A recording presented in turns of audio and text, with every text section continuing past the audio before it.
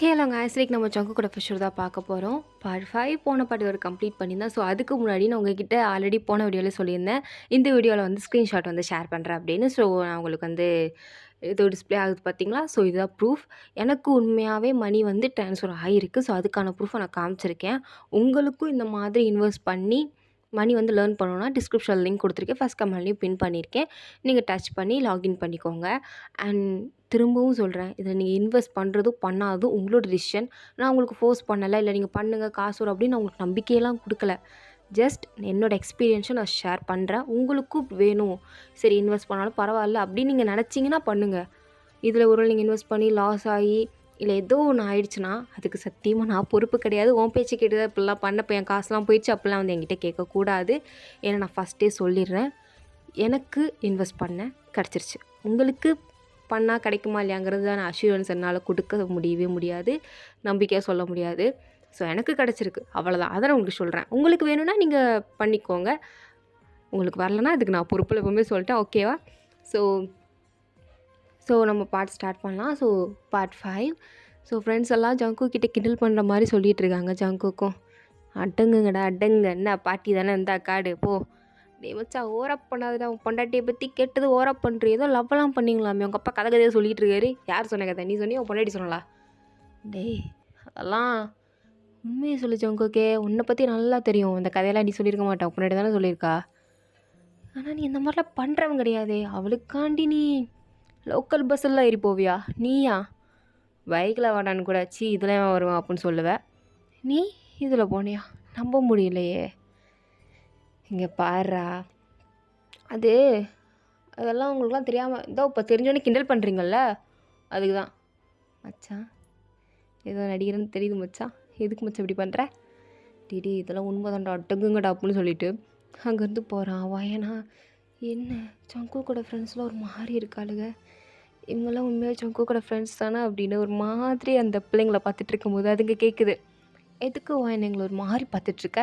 நாங்கள் பார்க்கறதுக்கு ரொம்ப டிஃப்ரெண்ட்டாக இருக்குமா என்ன? இல்லை உங்களை பார்த்தா ஜங்கு கூட ஃப்ரெண்ட்ஸ் மாதிரி தெரில, வேறு மாதிரி தெரியுது.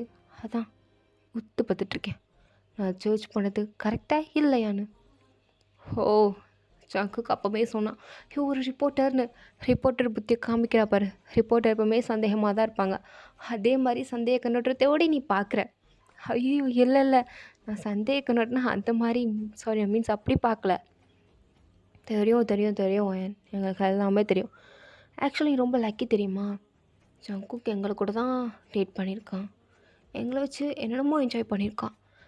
பட் எங்களெல்லாம் மேரேஜ் ப்ரப்போஸ் பண்ணல, மேரேஜ் பண்ணணும்னு ஆசைப்படல. நீ எப்படியே அவனை சொக்குப்படி போட்டு மயக்கினியோ தெரியல, உன்னை மேரேஜ் பண்ணிக்கிட்டான். அதுவும் உடனே, அதுவும் இப்படி ஒரு வெட்டிங் ஹாலில் இப்படி ஒரு ஏற்பாடில். ஓஃப், இந்த மாதிரிலாம் எங்களுக்கு கிடைக்கவே இல்லையே. எங்களுக்கு இதை நினச்சா ரொம்பவே பொறாமையாக இருக்குது.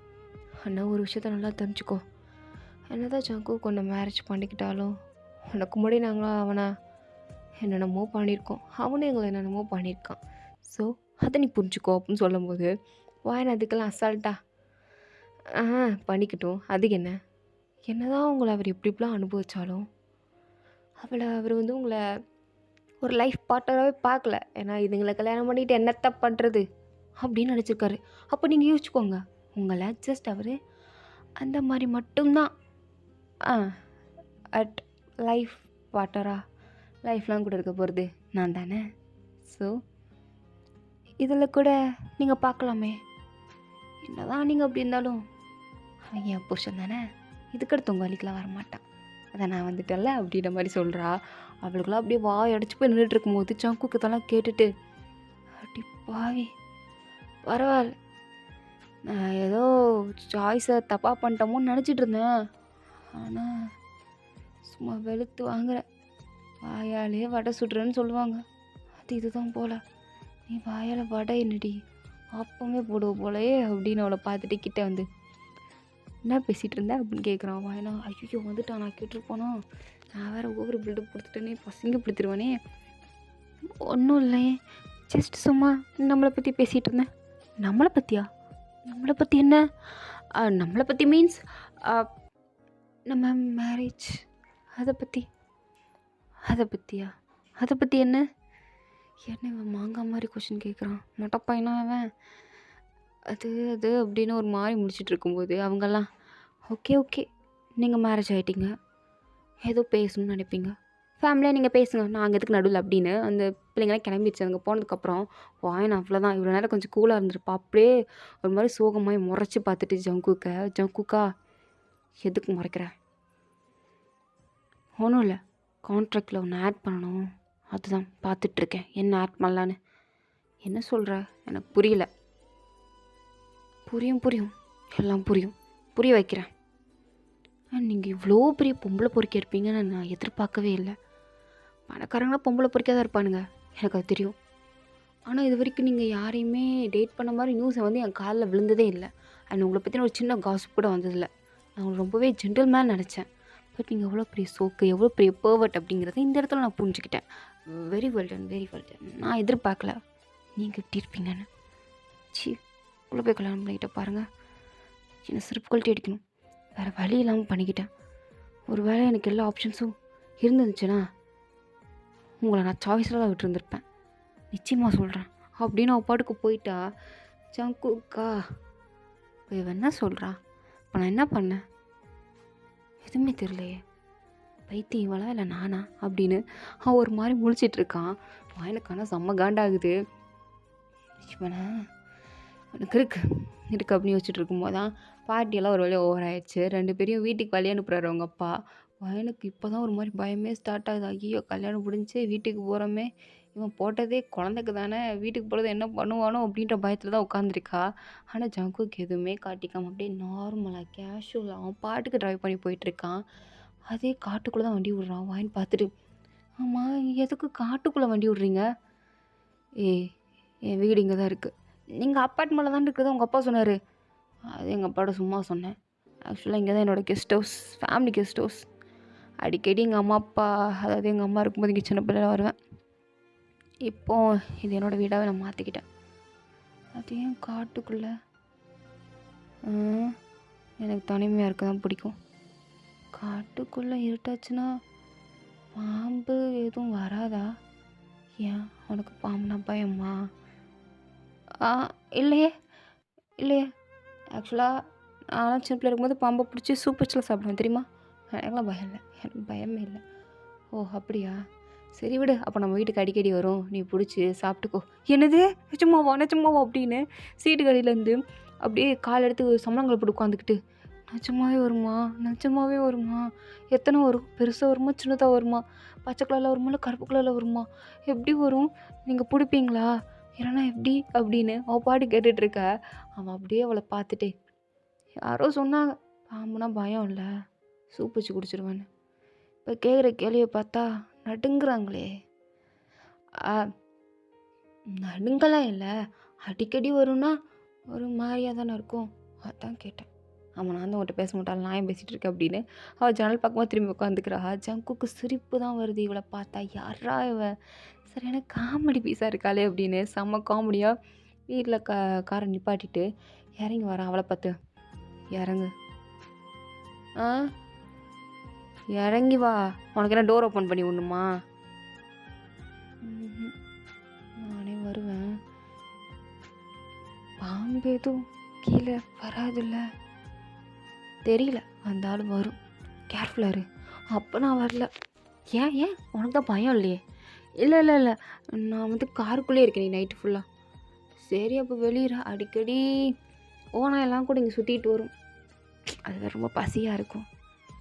சரி விட, உனக்கு பிடிச்சி சாப்பிட்டு போகுது. இல்லை நான் வர நில்லுங்க அப்படின்னு கார்டோட வேகமாக ஓப்பன் பண்ணிவிட்டு ஜங்கு கூட கையை பிடிச்சிக்கிட்டா. ஜங்குக்கு ஒரு மாதிரியாக பார்க்குறான். ஆனாலும் அவளா, நீ என்னன்னாலும் பார்த்துட்டு போய், எனக்கு பயமாக இருக்கு, நான் கையெல்லாம் விட மாட்டேன் அப்படின்ற மாதிரி தான் பிடிச்சிட்ருக்கேன்.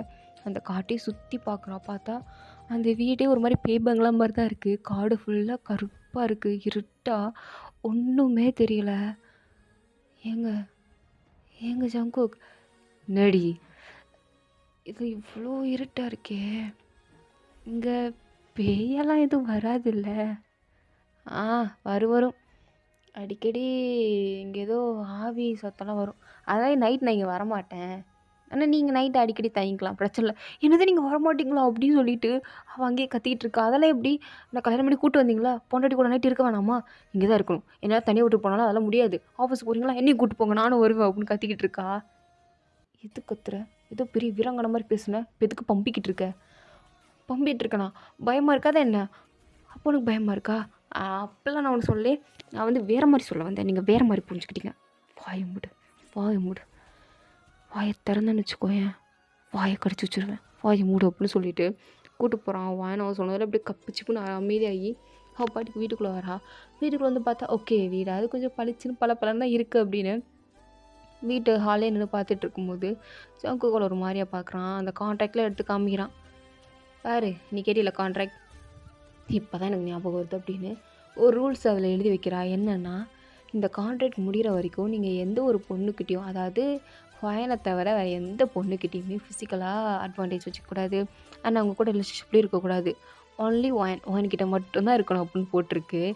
ஜங்கு இதை படித்து பார்த்து அப்படியே சிரிச்சுட்டு எதுக்கு இதை எழுதுன நீ? எனக்கு புரியல, எதுக்கு எழுதுன?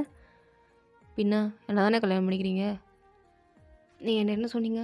ஃபிசிக்கலாக நான் உங்கள்கூட எப்படினாலும் இருப்பேன் அப்படின்னு சொல்லி தான் நீங்கள் சைன் வாங்கியிருக்கீங்க. ஸோ அப்போ நீங்கள் என்கிட்ட ஃபிசிக்கலாக இருக்கிறீங்க அப்படின்னா என்கிட்ட மட்டும்தான் இருக்கணும். அது ஐ மீன் இந்த கான்ட்ராக்ட் முடிகிற வரைக்கும் என்கிட்ட மட்டும்தான் இருக்கணும். ஒரு வேளை உங்களுக்கு என்ன தவிர நீட்ஸ் தேவைப்பட்டாலும் நீங்கள் போகக்கூடாது. அப்போயும் நீங்கள் என்கிட்ட தான் வரணும். ஏன்னா இப்போ நான் உங்கள் ஒய்ஃபாக இருக்கேன். 4 இடத்துக்கு போகும்போது இன்றைக்கி வந்தாங்களே கல்யாணத்தில் அவங்க கேர்ள் ஃப்ரெண்ட் சொல்லிட்டு ஒரு 4 பேர், அவங்க என்கிட்ட நீங்கள் அவங்க கூட இப்போலாம் இருந்தீங்கன்னு சொல்லிலாம் ஒரு மாதிரிலாம் பேசினாங்க. ஸோ ஆஃப்டர் மேரேஜ் இந்த மாதிரிலாம் யாராவது பேசினாங்கன்னா அது உங்களுக்கு அசிங்கமாக இருக்காது, பொண்டாட்டி இருக்கிற எனக்கு ரொம்ப அசிங்கமாக இருக்கும். அந்த அசிங்கத்தை நான் வாங்க விரும்பலை. அது மட்டும் இல்லாமல் நான் ஒரு மீடியா பர்சன். ஸோ என்னை வச்சு நிறைய எழுதுவாங்க, அது எனக்கே தெரியும், நான் மீடியாவில் இருக்கிறதுனால. ஸோ எனக்கு அதில் விருப்பம் கிடையாது. அதை தான் நான் சொல்கிறேன். எனக்கு நீங்கள் இருக்கிறதா இருந்தால் உன் கூட மட்டும் இருக்கணுமா அப்படின்னு கேட்குறான். ஏன்னா இப்போ நானே வெளிப்படையாக சொல்கிற மாதிரி இருக்கே, கேவலமாக இருக்கே அப்படின்னு. நீங்கள் மேரேஜ் பண்ணியிருக்கீங்க, ஸோ உங்களுக்கு கேர்ள் அப்படின்னு அதை நான் தான் உமன், வேறு யாரும் இல்லை அப்படின்னு ஒரு மாதிரி சொல்லி எப்படி ஜங்கு கிட்ட ஓகேவான்னு கேட்குறா. ஜங்குக்கு அவளை ஒரு மாதிரி பார்த்து சிரிச்சுக்கிட்டே சரி அப்படின்னு சொல்லிட்டான். சரின்னு சொன்னால் மட்டும் பார்த்தா அது சைன் பண்ணணும் அப்படின்றா. ஓகே அப்படின்னு சைனும் பண்ணிட்டு சரி ஸ்டார்ட் பண்ணலாமான்னு கேட்டது வயனா. ஐயோ இவன் எதை கேட்குறான், நான் ஃபிசிக்கல்னு வேறு மாதிரி சொன்னேனே, இவன் வேறு மாதிரி புரிஞ்சுக்கிட்டானா ஐயோ அப்படின்னு. எனக்கு தூக்கம் வருது, ரூம் எங்கே இருக்குது? இல்லை வேண்டாம் நான் ஹாலே படுத்து தூங்கிக்கிறேன் அப்படின்னு அப்படியே சோஃபாலே படுத்துக்கிட்டு அவளை தான் மூடிக்கிட்டா, திறக்கவே மாட்டேங்கிறா. ஜங்கு அப்படியே அவளை பசிச்சுட்டே, நீங்கள் சோஃபாலே படுத்து தூங்க போறியா? ஆமாம், ஏன்? சரி தூக்கம் வருதுன்னா தூங்கு அப்படின்னு அவனும் ஒன்றும் சொல்லாமல் லைட் ஆஃப் பண்ணிட்டு நேராக இங்கே அவனும் ரூமுக்கு போய் அப்படியே படுத்துக்கிட்டான். ஸோ ஜங்கு போனதுக்கப்புறம் தான் வயனுக்கு அப்படியே நிம்மதியாகவே இருக்குது, அப்படியே பெருமூச்சு விட்றா. ஸோ அப்போ தான் நோட் பண்ணுறா வெட்டிங் ட்ரெஸ்ஸோடு கிடக்கும் அப்படின்னு. சரி ட்ரெஸ் சேஞ்ச் பண்ணலாம் அப்படின்னு கீழே ஒரு பாத்ரூம் இருக்குது. ஸோ அப்பாட்டுக்கு ட்ரெஸ் எடுத்துகிட்டு போய் சேஞ்ச் பண்ணிட்டு வரா. அப்போ தான் ஞாபகம் வருது, இங்கே இவன் பாம்பு பேயெல்லாம் வரும்னு சொன்னானே, ஐயோயோ இந்த வீட்டில் வேறு எங்கெங்கே ஓட்டை இருக்குன்னு தெரியலையே அப்படின்னு அப்படியே மெயின் டோர் கீழே ஓட்டை இருக்கான்னு பார்த்தா ஓட்டை இருக்குது. இது வழியாக பாம்பு என்ன டைனோசர் கூட உள்ளே வந்துடும் அப்படின்னு வேகமாக துணி எடுத்து அதெல்லாம் அடைச்சிக்கிட்டு இருக்கா. அடைச்சி முடிச்சதுக்கப்புறம் இப்போ எதுவும் வராதுன்னு நினைக்கிறேன், நம்ம ஜாலியாக இந்த ஹாலில் படுத்துக்கலாம், இவ்வளோ பெரிய சோஃபா இருக்குது, எனக்கு இதுவே போதும் அப்படின்னு அந்த சோஃபாவில் படுத்துகிட்டே ஜங்குவை பற்றி யோசிக்கிறான். இவன் கூட நான் எப்படி இருந்து குழந்தை பெற்றுக்க போகிறேன், எனக்கு ஒன்றும் புரியலை. இவனை பார்த்தாலே பயமாக இருக்குது, சைக்கோ மாதிரி வேற தெரியுது. இந்த லட்சணத்தில் இவன் கூட ஃபிசிக்கலாக வேறு நான் இருக்கணுமா, இருந்து தான் ஆகணுமா என்ன, அப்படி தானடி சைன் பண்ணியிருக்கேன், எனக்கு பயமாக இருக்கே, எனக்கு தப்பிச்சாச்சு நாளைக்கு எப்படி தப்பிக்கிறது அப்படின்னு உட்காந்து பிளான் போட்டுட்ருக்கா. இதில் பார்த்தா அது குறைக்கொழுக்கு பசிக்குது போல். ஹோபாடு உட்காந்து சாப்பிட்டுட்டு இருக்கும்போது கீழேருந்து ஏதோ சத்தம் கேட்குது, வாயனா பாம்பியும் வந்துடுச்சோ அப்படின்னு ஒரு மாதிரி பயத்தில் தான் உட்காந்துருக்கா. பார்த்தா ஜங்குக்கு தான் வந்து அப்பாட்டுக்கு ஃப்ரிட்ஜை திறந்து தண்ணியை குடிச்சிட்ருக்கான். அப்போ தான் ஃப்ரிட்ஜ் டோரை க்ளோஸ் பண்ணது பார்த்தா வாயின் பின்னாடி பேயுமான்னுட்டுருக்க. ஒரு செகண்ட் ஜங்குக்கே பயந்து, பைத்தியக்காரி முன்னாடி பண்ணிகிட்ருக்க, அது தாகம் மறந்துச்சா, அதான் தாகம் மறந்தா எதுக்கடி ப்ரெட் எடுத்து தின்னுட்ருக்க, சாரி பசிச்சிச்சா, அதான் ப்ரெட்டு சாப்பிட்டுட்டு இருந்தேன். பைத்தியம். நீங்கள் எதுக்கு கீழே வந்தீங்க? தண்ணி குடிக்க. சரி சரி, அதுக்குள்ளே உனக்கு தூக்கம் கலைஞ்சிருச்சு? கலைஞ்சிருச்சு. சரி அப்படின்ட்டு வெளில போகிறான்.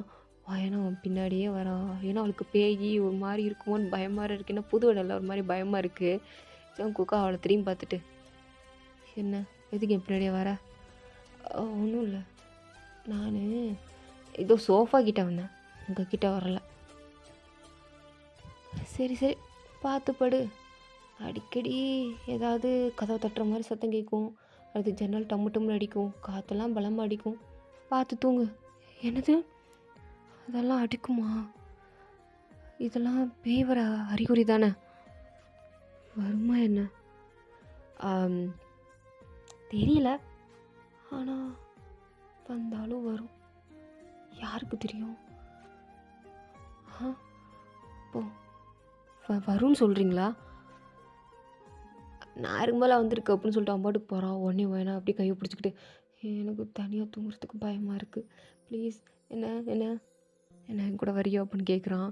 அவளா இல்லை அது அப்படின்னு மாதிரி பார்த்துட்டு இருக்கும்போதே, தனியாக தூங்க பயமாக இருக்கு சொல்கிறீங்களா, அப்புறம் என்ன அப்படின்னு அவளை அப்படியே தூக்கிட்டு போயிட்டான். வாயினா வாலண்டியராக நானே வாயை கொடுத்து மாட்டிக்கிட்டேன்னா இவங்கிட்ட அப்படின்னு முடிச்சிட்டு இருக்கா. ஸோ நேராக ஜங்குக்கு அவளை தூக்கி பெட்டில் தான் போடுறான். போட்டுட்டு நம்ம கூட ஃபிசிக்கலாக இருந்துருவானோ அப்படின்னு பார்க்கும்போதே, ஸோ அவன் நினச்ச மாதிரியே ஜங்குக் அவகிட்ட ஃபிசிக்கலாக இருக்க தான் ட்ரை பண்ணுறான். வாயினுமே எதுவும் தடுக்கலை, எப்படி தடுக்க முடியும்? அதான் கான்ட்ராக்டில் சைன் போட்டோமே அப்படின்னு அவள் பாட்டுக்கு அமைதியாக படுத்து கிடக்க. ஜங்குக் பாட்டுக்கு கிஸ் பண்ணுறான், ட்ரெஸ்ஸை ஊற்று போடுறான், அப்படியே இவ்வளோ மாதிரி விரிக்க பார்த்துட்ருக்கான். வாயினா அதான் ட்ரெஸ்ஸை ஊற்று முடியல, அப்புறம் எதுக்கு விரிக்க பார்க்குற அப்படின்ற மாதிரி மைண்ட் செட்லேயே அவனை பார்த்துட்ருக்க. ஜங்குக்கும் அதுக்கடுத்து அவனோட வேலையை ஆரம்பிச்சிட்டான். ஸோ வாயினுமே எதுவும் பண்ணல. ஸோ அவளுமே அமைதியாக அவன் பண்ணுறதெல்லாம் அலோவ் பண்ணிவிட்டு அவள் பாட்டுக்கு படுத்து கிடக்குறா. ஸோ இப்படியே மறுநாள் காலையில் விடியுது. ஸோ வாயனுக்கா செம்ம பெயினாக இருக்குது. ஏன்னா இவன் நைட்டு ஃபுல் தூங்கவே விட்டுருக்க மாட்டான். காதுகிட்ட இருந்து கடிக்கிறது, கழுத்துக்கிட்ட இருந்து கடிக்கிறதுன்னு சொல்லிட்டு அவளை போட்டு படாத பாடு படுத்தி எடுத்துருந்துருப்பான்.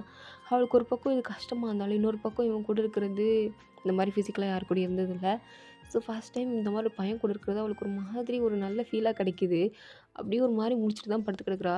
பக்கத்தில் பார்த்தா ஜங்குக் பாட்டுக்கு எழுந்திரிச்சிட்டு போய் ரெஸ்ட் ரூமில் அவன் பாட்டுக்கு பல்ல வெளிக்கிட்டு அப்படியே துண்டு மட்டும் கட்டிட்டு வெளில வரான். அவன் என்ன பார்க்குறான். அவன் படுக்க முடிச்சுட்டு படுத்து கிடக்கறத பார்த்ததும் அவகிட்ட எதுவுமே பேசலை. அவன் பாட்டு கீழே போகிறான். கீழே வந்து பார்த்தா தான் தெரியுது, கதவுக்கிட்ட ஜன்னல் கிட்டலாம் துணியை வச்சு அடைச்சி வச்சுருக்கா, இது வரக்கூடாதுன்னு. இதை பார்த்து சிரிச்சுட்டு, சரியான பைத்தியக்காரி, இவ்வளோ போய் கல்யாணம் பண்ணியிருக்கான் பாரு அப்படின்னு சிரிச்சிட்டே தான் போகிறான். ஸோ இதோட இந்த பாட்டு வந்து கம்ப்ளீட் ஆகுது. தேங்க் ஃபார் வாட்சிங். உங்களுக்கு பிடிச்சிருந்தா லைக் பண்ணுங்கள் அண்ட் ப்ளீஸ் மதராக சப்ஸ்கிரைப் பண்ணுங்கள். ஓகேவா? Tata bye, see you later.